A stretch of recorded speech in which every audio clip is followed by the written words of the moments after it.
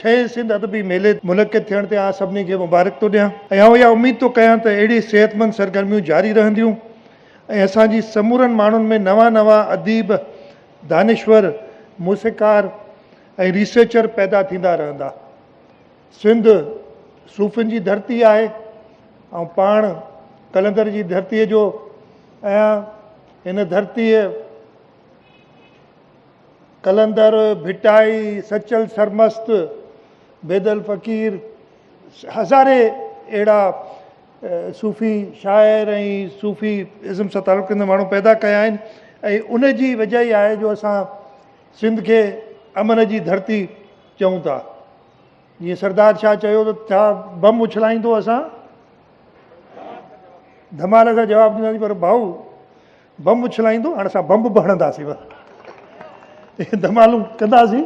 जेको धमाल जी ज़बान ॻाल्हाईंदो उनजे साम्हूं ई हूंदासीं, बाक़ी असां ते को बम उछलाईंदो त पोइ असां उनखे जवाबु ई ॾींदासीं। ख़ैर, इन अदबी मेले में इहा ॻाल्हि करणु मुनासिबु त कोन्हे, पर मुंहिंजो दिलि जी जेकी ॻाल्हि आहे उहा करे छॾियां। रिसर्च, अदब, मुस्की ऐं तब्दील कंहिं बि समाज जा अहिड़ा हथियार आहिनि जंहिं सां समाज अॻिते वधे थो।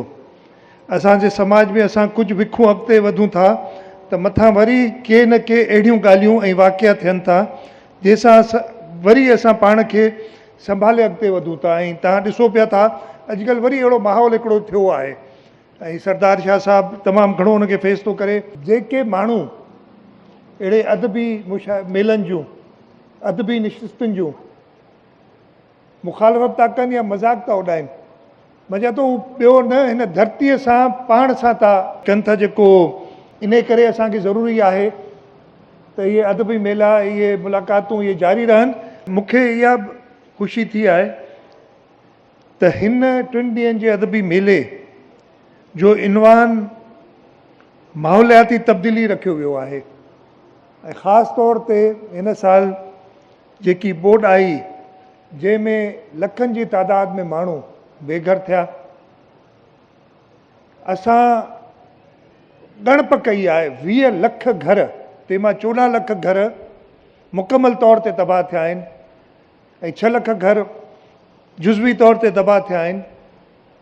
इहो माहौलियाती तब्दीली जी आगाही लाइ बि हिकिड़ो सुठो मौक़ो आहे त हिन अदबी मेले में माण्हू हिन ते मुकालमा पढ़ंदा ऐं हिन जी ॻाल्हि कंदा। मैं एक बार फिर मुबारकबाद देता हूँ जो इंतज़ामिया है जिन्होंने ये सिंध अदबी मेला मुनक़्क़िद किया है 6ठी बार मुसलसल, और मैं पूरा यकीन रखता हूँ और उम्मीद रखता हूँ कि इस 3 रोज़ा मेले में जो अदीब, शायर, जो फ़िलासफ़र, दानिश्वर आएंगे वो मस्बत बातें करके और सूबा सिंध के लिए एक बेहतरीन आगे की राह दिखा के जाएंगे और इस मुल्क के लिए एक बेहतरीन राह दिखा के जाएंगे।